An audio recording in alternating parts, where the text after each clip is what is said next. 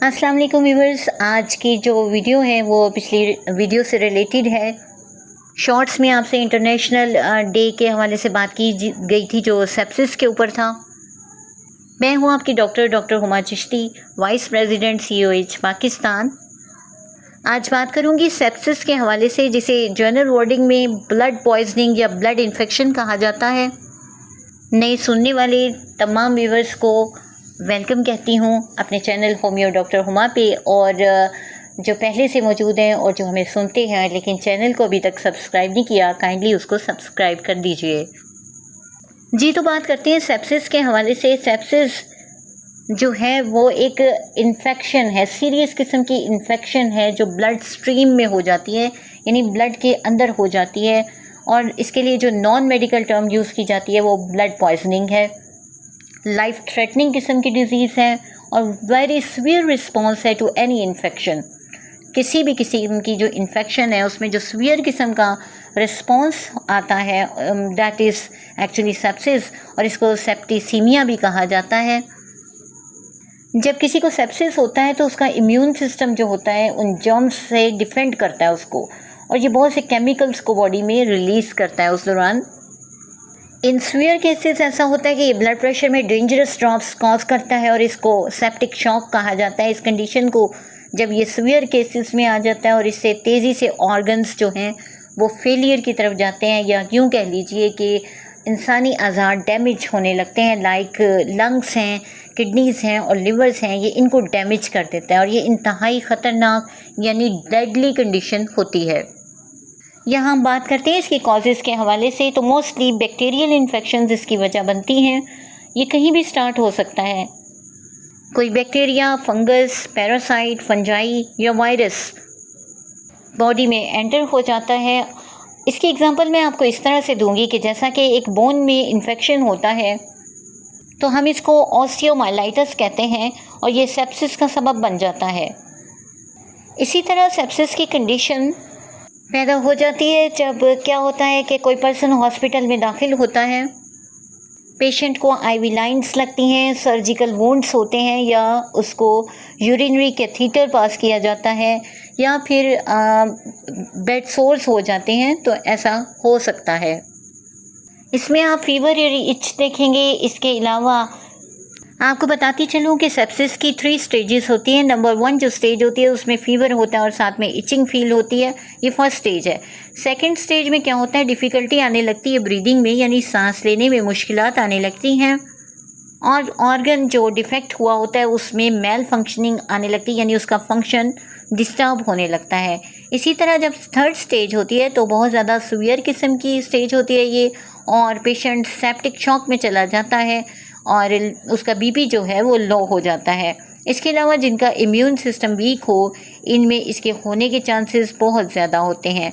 Like pregnant जो females होती हैं उनमें भी इसके होने के चांसेस ज़्यादा होते हैं। इसके अलावा एवरी यंग पर्सन जो है उसमें भी, वेरी यंग जो होते हैं उनमें भी इसके चांसेस ज़्यादा होते हैं। एल्डरली जिनको हेल्थ इश्यूज़ होते हैं, यानी कि बुढ़ापे में जाके अगर हेल्थ इश्यूज़ किसी को ज़्यादा होते हैं तो उसमें भी इसकी कंडीशन हो सकती है। इसी तरह जो पेशेंट हॉस्पिटलाइज होते हैं या फिर मेजर सर्जरीज हुई होती हैं, या यूँ कह लीजिए कि उनकी ब्रीदिंग ट्यूब्स लगी होती हैं या कैथीटर का इस्तेमाल हुआ होता है, या वो डायबिटिक होते हैं, तो ऐसे में ये कंडीशन ज़्यादा डेवलप करती है।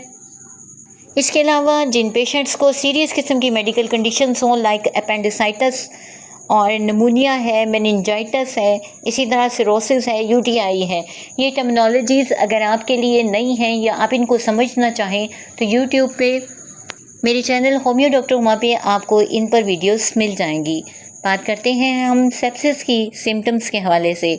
तो सेप्सिस में होता क्या है कि रैपिड किस्म की ब्रीदिंग होती है और कन्फ्यूजन्स होती हैं, यानी कि सांस तेज़ी लेता है पेशेंट, उसकी कन्फ्यूजन की कैफियत होती है और उसको स्ट्रेस सा होता है, और फीवर एंड चिल्स आते हैं। फिर इसके अलावा उसके यूरिन का जो सिस्टम है वो डिस्टर्ब होता है, लेस देन यूजुअल हो जाता है, यानी दब जाता है, यूँ कह लीजिए। नोज़िया एंड वॉमिटिंग की कंडीशन होती है, फटीग बहुत ज़्यादा होती है, यानी थकावट होती है और वीकनेस आ जाती है। इसी तरह ब्लॉचेस बन जाते हैं या डिसकलर्ड स्किन हो जाती है, यूँ कह लीजिए कि स्किन का कलर जो है वो डिफ़र करने लगता है। डायरिया की कंडीशन होती है, फास्ट या रेसिंग हार्ट होता है, हार्ट बीट फास्ट हो जाती है बहुत ज़्यादा, दिल की धड़कन तेज़ हो जाती है, स्वेटिंग होती है, पसीने से शराबूर होता है पेशेंट, सीवियर किस्म की पेन्स होती हैं और उसकी क्लैमिंग स्किन होती है, यानी चिपचिपी सी और ठंडी सी स्किन होती है।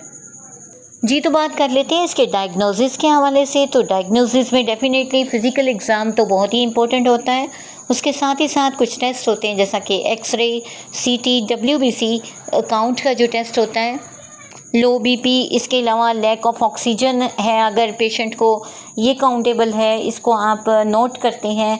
फिर किडनीज़ हैं, लिवर है, इस किस्म की कोई प्रॉब्लम है या ब्लड क्लॉटिंग्स हैं, इस किस्म की चीज़ें। इसके अलावा अनइवन इलेक्ट्रोलाइट्स जो हैं वो भी बहुत ज़्यादा इम्पोर्टेंट है इस सिलसिले में, उनको भी मैनेज करना होता है, रेगुलेट करना होता है। अब हम बात करते हैं ट्रीटमेंट के हवाले से। तो ट्रीटमेंट में याद रखिए कि आईवी फ्लूइड्स दिए जाते हैं या फिर एक्स्ट्रा ऑक्सीजन दी जाती है टू हेल्प द बॉडी। इसके साथ ही साथ बीपी को मैनेज रखना बहुत ज़रूरी होता है। और हम बात कर लेते हैं कॉम्प्लिकेशंस के हवाले से। तो किडनी फेलियर्स के केसेस जो हैं वो सामने आ जाते हैं या टिश्यूज़ डेड हो जाती हैं जिसे हम गैंग्रीन कहते हैं, और ये मोस्टली फिंगर्स में या टोज़ में होता है और कंडीशन इतनी ज़्यादा डेडली हो जाती है, इतनी ख़तरनाक हो जाती है कि फिंगर्स को जो है एम्पुटेशन करनी पड़ती है, यानी वजूद का वो हिस्सा जो डैमेज होता है वो काटना पड़ जाता है। इसी तरह लंग्स हैं, ब्रेन है, हार्ट डैमेज है, ये चीज़ें हो सकती हैं। इस हाई रिस्क ऑफ इन्फेक्शन में ऐसा होता है। 25 to 40% केसेस जो हैं डेडली हो जाते हैं सेप्सिस के।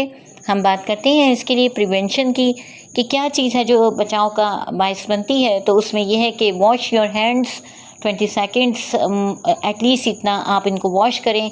वैक्सीनेटेड रहिए, हाइजेनिक रहिए।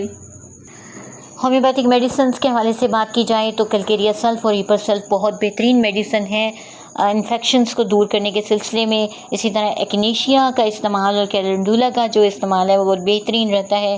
According to sign and symptom आप इनको यूज़ करवाइए। सपोरेटिव बहुत ज़्यादा हो तो हीपर सल्फ बहुत अच्छा काम करती है। सिलेशिया जो है, स्कॉर्फुलस और ट्यूबरकुलर अगर कॉन्स्टिट्यूशन है तो वहाँ पर ये बहुत अच्छा काम करेगी। पायरोजिनम को मैंने बहुत अच्छा पाया इन्फेक्शंस के सिलसिले में, स्पेशली ब्लड डिस्ट्रेसिया में ये बहुत ही ज़बरदस्त रेमेडी है। लेकिन अगर स्टार्टिंग है तो बेला भी बहुत अच्छा काम करती है इनिशियल इन्फ्लामेशन में, और रेडनेस हो, स्वेलिंग हो, थ्रॉबिंग हो, तो तमाम चीज़ों में बहुत ही अच्छा काम करती है। यहाँ आपसे रिक्वेस्ट है कि सेल्फ़ मेडिकेशन से परहेज़ कीजिए, अपने करीबी डॉक्टर से रुजू करके मेडिसिन का इस्तेमाल कीजिए। काइंडली अपना ख्याल रखिए, मुझे दुआ में याद रखिए।